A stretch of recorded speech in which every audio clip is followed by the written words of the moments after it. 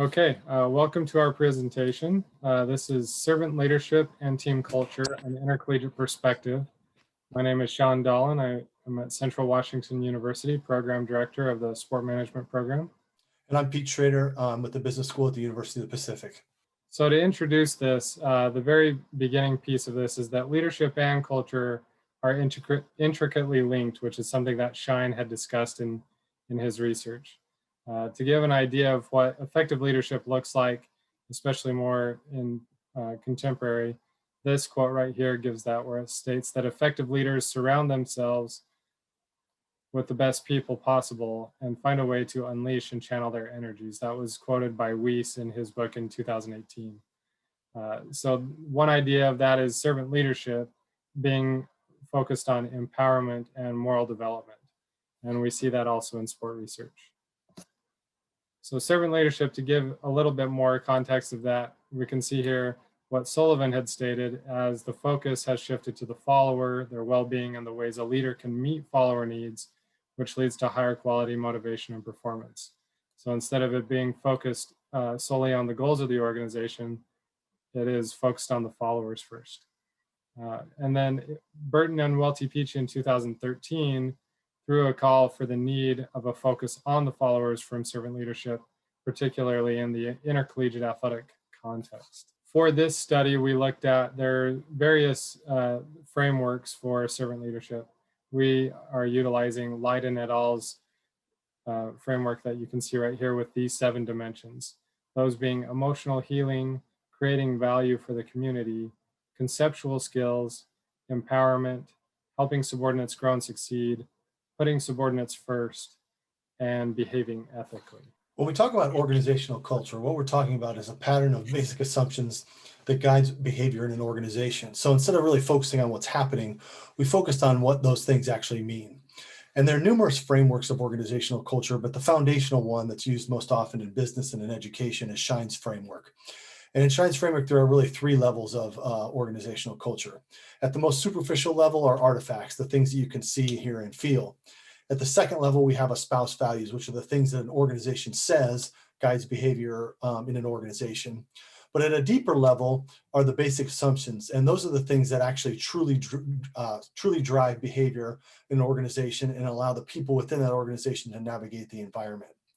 And while organizational culture and team culture is talked a lot about in intercollegiate athletic teams or programs or in athletic departments, there's really not a lot of organizational culture research in intercollegiate athletics. Of the research that does examine intercollegiate athletics, not much of it examines the relationship of leadership to it. And yet, as Sean noted earlier, the two are intricately linked. A lot of theorists contend that transformational leadership is the best theory to explain how leaders can create culture. And yet Cruikshank and Collins have said that it, quote, acutely oversimplifies the context-dependent nature of managing a team's culture. Some others have suggested that symbolic leadership is best suited to understanding how leadership and culture interact. And yet there's really no research on how symbolic leadership interacts with culture in a sports setting. On the other hand, there is a lot of research on servant leadership in sport, and yet none of that really links servant leadership to organizational culture. So therefore, what we wanted to do is kind of examine that relationship. So the purpose of our study is to examine servant leadership, team culture, and their interaction in one intercollegiate athletic baseball program. And we were guided by 3 research questions. The first one is we wanted to look at the leader and determine which of the servant leadership behaviors Sean talked about is evident in this program. Second, we wanted to look at what levels of team culture are evident in this program. And then third, try to figure out how the leaders servant leadership influence the team culture of his program. As we're looking at the methodology here, the research design we utilized the qualitative case study. To give a setting on this is a NCAA Division III program. So that being the lowest level on the NCAA levels that they have are divisions. This being a private college in the Midwest with 2,000 plus student enrollment. This was a longitudinal study of 9 months that was broken up into 3 different pieces: preseason, in-season, and postseason. To give a little bit more of an idea of the participant Coach Bailey was the NCAA Division III head coach, that being his pseudonym. He had 25 plus years experience as a coach, 600 plus wins as a head coach, with multiple conference championships, as well as appearances in regional tournaments. So obviously on the effectiveness side, you can see that that is there. In terms of data collection, what was done were observations with field notes typed, written in the games, practices, and coaches meetings, as well as athlete meetings. Also, Coach Bailey filled out a demographic general questionnaire. And then there were 4 semi-structured interviews that ranged between 36 to 82 minutes, and 8 unstructured interviews that ranged between 4 to 12 minutes in time. In terms of the data analysis for this, in discussion of the researcher role, myself as the primary author, I collected the data, performed the interviews, did the observations, and wrote the field notes. And in my experience as a former collegiate baseball coach and a former college athletic administrator. In terms of the secondary author with Pete, he played the role of contrarian, where he brought in this different perspective. He also has experience as a former intercollegiate athletics administrator. What we utilized for the analysis of this was thematic analysis by Brown and Clark in 2006 in 6 phases of the coding and the theming of this study. For our steps to ensure quality, we utilized descriptive methods and thick description that was utilized through the qualitative research lens, and also triangulation between the transcriptions, document analysis, and the audit trail that we had. In terms of the themes for this study, we looked at, this was more on the a priori side, looked at the 4 dimensions of servant leadership being empowerment, helping followers grow and succeed, behaving ethically, and conceptual skills. And then in terms of team culture, looked at the themes of artifacts, espoused values, and basic assumptions. When looking at empowering, the Coach Bailey was very much so empowering in terms of his own coaching staff, as well as his student athletes. In terms of his coaching staff, he even trusted him to the point that they were an extension of his authority. And they were able to even make decisions, whether it's during practice, with the practice plans, or even in the game, to maybe a greater extent or a quicker timeline because of the experience that they had and also the trust he had in them. So this quote kind of shows that, where he talks about they've got guys that can see things with a lot of eyes and watching, and they care. So that consultation helps them get ahead of some things and making adjustments before it actually becomes a reality. In terms of his athletes, he allows them to utilize their own voice. In fact, in this quote, you can see that here, where he talks about how they were increasingly vocal, and he liked that, and how insightful they were with the dialogue that they had. And what he talks about is that's what it's really all about for him: hearing their voice, seeing them grow, seeing them develop themselves. And for him, it's more important for him to hear what they have to say than for him to be saying it himself. He also found this extension of them using their voices with a leadership council and them developing themselves as leaders, and also being able to attribute that to them growing and being accountable and examples and mentors to others. The next thing we had here was helping followers grow and succeed. This was evident in his commitment to the student athletes, not only just on the field, but also this idea of holistic development, of them being students first, as well as what he wanted to see them do in their professional careers. So probably very few of them are going to go on and be professional baseball athletes. So he did flip that script and focused a little bit more on what they did in the classroom, as well as what they were doing after their time and eligibility at the college. He also talked about this analogy of developing master carpenters. And this quote right here gives a really good example of that holistic development, where he talks about wanting them to become master carpenters and use different tools in the right setting, and building those master carpenters that he wanted them to be. Also, this idea of his communication skills and utilizing conversations in a certain setting and time. So when it came to, like in this quote, if an athlete had made an error, he knows that they're aware of that, and it's finding the right time and when to have that conversation. If it came to disciplining as well, figuring out the setting as to whether it should be in front of the entire team, but most of the time it was more, in a closed door setting in the office for him to be able to hear what the student athlete had to say and then have that conversation in that different manner.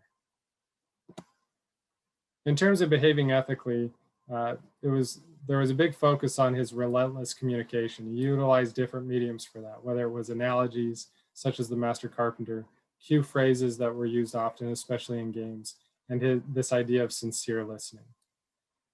He also focused a lot of attention on his integrity, which he did through empowering his athletes, punishing to enhance character instead of breaking them down, and then this idea of open dialogue. And this quote right here is a good example where it talks about having that not an easy conversation, but it's something that being open and honest with this idea of integrity, they can move forward and have the right people on board and understanding of their own role. Then we move lastly to conceptual skills on the servant leadership side of these 4 dimensions that were exemplified the most by Coach Bailey at Plains College.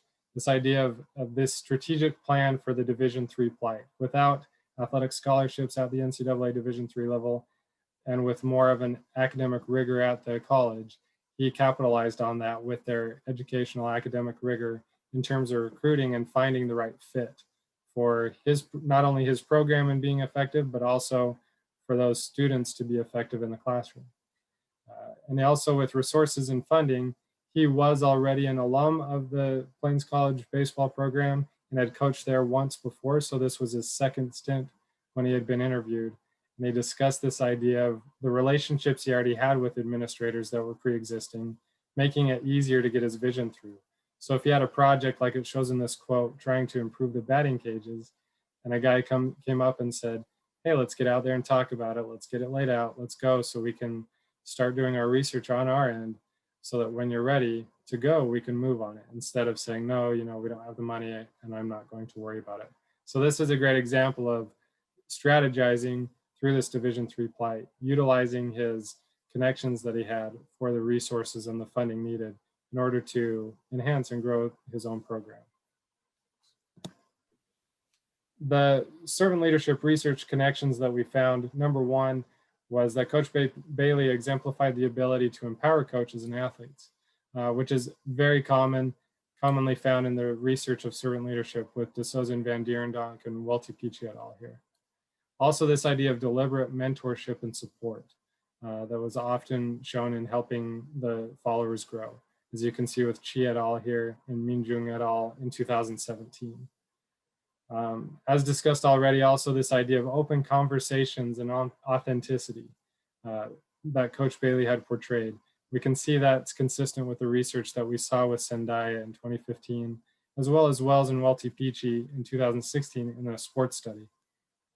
Then lastly, this connection that we found with the demonstrated conceptual skills by him adapting to this D3 plight, focused on context of that more academic focus, which again, we found was consistent with the research in servant leadership with Eva et al. And Kim et al. In 2018. When it comes to team culture, we found that all 3 levels of culture were evident in this study. At the most superficial level of artifacts, at first it doesn't look that distinct from any other Division III program. They had a large roster and a large coaching staff, and they had facilities that were, very similar to other programs at that level. But if we dug a little bit deeper, there were 2 distinct artifacts that set the program apart. And the first you can see here from the clubhouse and the resources. And as the coach says, he was able to fundraise to get a nice clubhouse. They travel well, they eat a little bit better, and he was able to secure them with better equipment. Sean and I also found that his practice plans were kind of a ritual that also served as a real distinguishing artifact. His players knew when they were going to get the practice plan. They knew what they were going to do at practice. They knew where they were supposed to be. And so that level of communication was so consistent, it was actually an artifact of the program. When we move to espouse values at the second level of culture, the first one and the one that jumped out the most was this notion of work to win, which is essentially really working hard and playing fundamental baseball. But it was hammered home so much by the coach that actually moved into a deeper level of culture where it's a basic assumption. So I'll address that there. The second espoused value was decision making, and this was decision making both in school but also in sport. And so you can see here with this quote that Coach Bailey really wanted his players to exhibit wisdom and to have, as you can see here, a sound decision making philosophy for whatever they're doing while they're in college. Resiliency was a third evident value in the culture, and Coach Bailey really lauded the 2017 and 2019 teams for exhibiting this in the face of a variety of barriers, whether it was injuries, losing players to graduation, playing games in bad conditions, or getting down by a lot in a game. The ability to overcome those barriers was highly valued in the culture. Passion and energy kind of go together as a fourth value. Coach Bailey wanted to set a good example of passion and energy for the entire experience, whether it's academic and athletic at Plains. His coaches, he wanted them to role model that, and he wanted his players to play with passion and energy. And the coaches spent a lot of time paying attention to the body language, the self-talk, and the decisions that they executed while on the field. And finally, they were accountable for all of this. And so for those that exhibited these values, it was said that they were going to play, and those that didn't exhibit this were going to face some more difficulties. But that gets us to then the basic assumptions. And the one that obviously was probably most consistent, and again goes without thinking about it subconsciously, is winning. And there was a clear expectation of success in the program that was grounded in the repeated championships and NC2A tournament appearances of the program. So the people came in expecting to win. And not surprisingly, the coach played the players who gave them the best chance of win. So whether they were a senior or whether they're a freshman, if they're good players, they were going to play. Coach also backed this up by scheduling for success. So they scheduled top teams. They took a travel trip to Florida for spring break so that they could play the best team in hopes of winning later in the season. And then it was clear that he valued winning by the people that he hired. He hired coaches with pro backgrounds. He hired coaches who had coached at top Division I levels, but were kind of in retirement and were spending time in his program. He hired ex-players who were really good players. So winning was important to the people that he hired. The second assumption, though, and Sean talked about this a little bit already, was the notion that graduating in 4 years was really important. From the time that they were recruited, to the mentoring that happened within the program, to the pride that Coach took when he would greet alumni between practices and games, it was really clear that success off the field and success in academics was really important. And you can see that here in the quote coming up. And I won't read you the whole quote, but what we've got here is that kids come into the program and they think, oh, baseball is my number one thing, and that's plan A. And then plan B is just getting a degree. But as you can see here in the bolded part, plan B turns into plan A right around the sophomore year for a lot of kids. And, you know, plan B is the one that most kids are going to use in their lives. And so what you can see here in the last sentence is that he wants kids on that track. He wants them to understand that academics are important, and he keeps nudging them that way throughout their time in the program. And then, as I mentioned earlier, work to win really is a core assumption. And what work to win represents is this notion of blue collar values. It was referred to in many ways: the blue collar mentality, playing hard, grinding.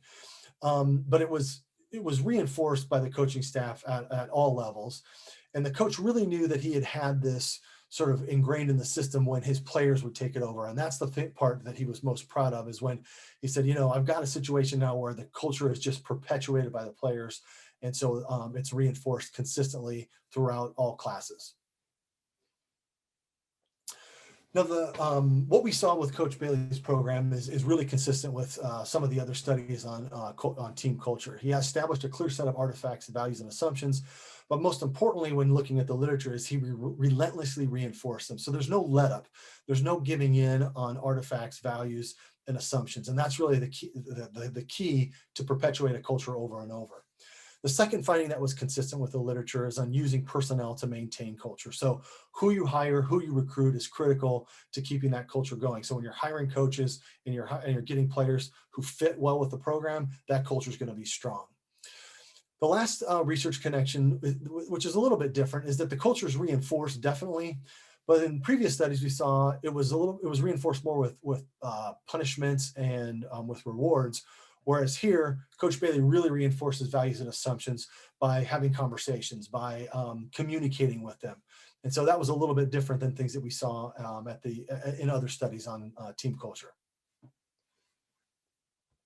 Now, our third research question looked at the relationship between servant leadership and team culture. And we saw three ways um, that Coach Bailey's servant leadership influenced his team's culture. So the first was through the way that he was sort of a role model of ethical behavior and the way that he empowered others. So his ethical standards that he set really set the tone for how he wanted people to behave in the culture. He had been at the school, and you could look at him and say, okay, this is how we want to act. And then not only that, but then he also empowered his assistant coaches and obviously some of the players through the leadership council to have input on these values. And so this invests the players more in the team culture when they're given access to those values and those assumptions. The second interaction we saw was through his conceptual skills that Sean mentioned earlier about he understood he was at the Division III level, and he worked around that to first off enhance his artifacts, to get a clubhouse that looked like a top level locker room, and then to get some equipment and some extras that made the players feel special about being there.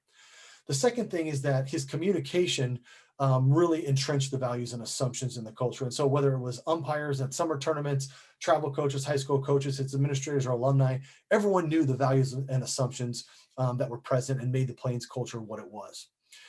The final interaction that we saw between these two concepts is that the culture actually constrained his players' growth and success. So as Sean mentioned, we weren't having a lot of players that were going to go pro. So instead of focusing on growth through baseball, he was focused on growth through academics and life skills development. And so again, being able to understand where you are in terms of the institutional culture is influencing the way he's executing the values and assumption in his own culture. And this is really sort of consistent with go ahead. Yeah, there we go. So what we found in terms of these interactions between servant leadership and team culture are interesting relative to the research. So Trice and Beyer contend that there's really four things that leaders can do with culture. They can create it, they can change it, they can integrate it, or they can embody it.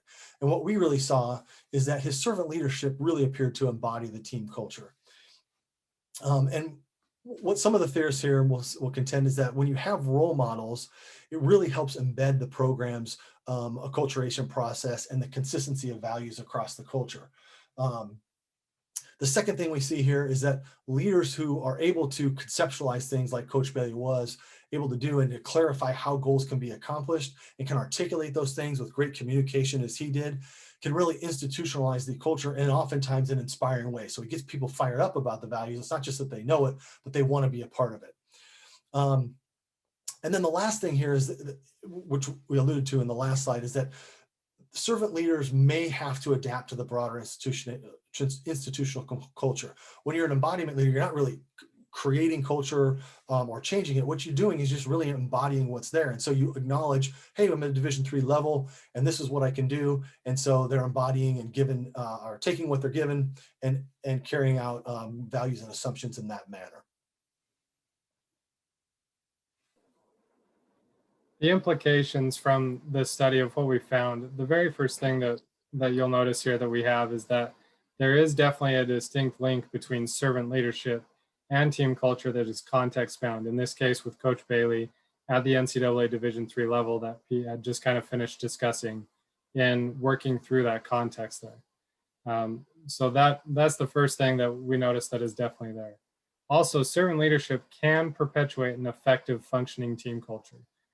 We can see that with the numerous conference championships that were done on that side in terms of on the field, right, and winning, but also this effectiveness in terms of also graduating the student athletes based on the culture that he had there.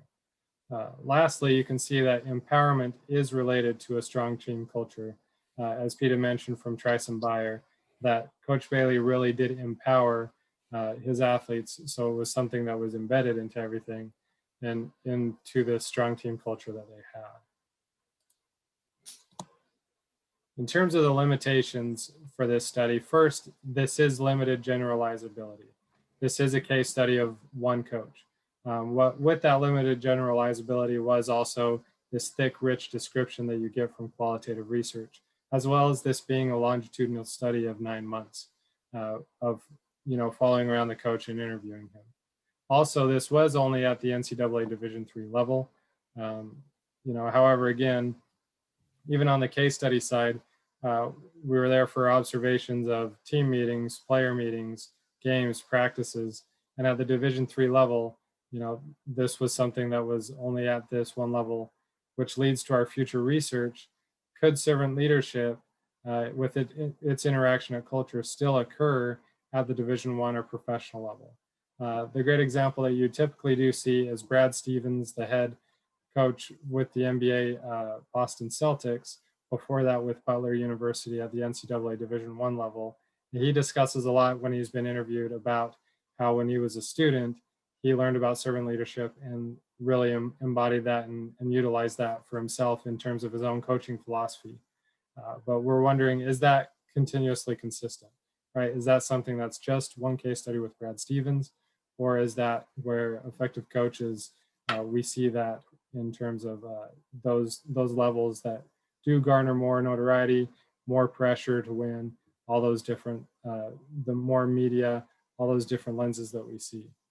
The last thing that we thought about for future research is continuing to investigate the interaction between leadership and culture, maybe with a different leadership lens. In this case, one that we recommend is Shine and Shine in 2016 had come up with humble leadership, and looking at that right there. And with that, we thank you for your time.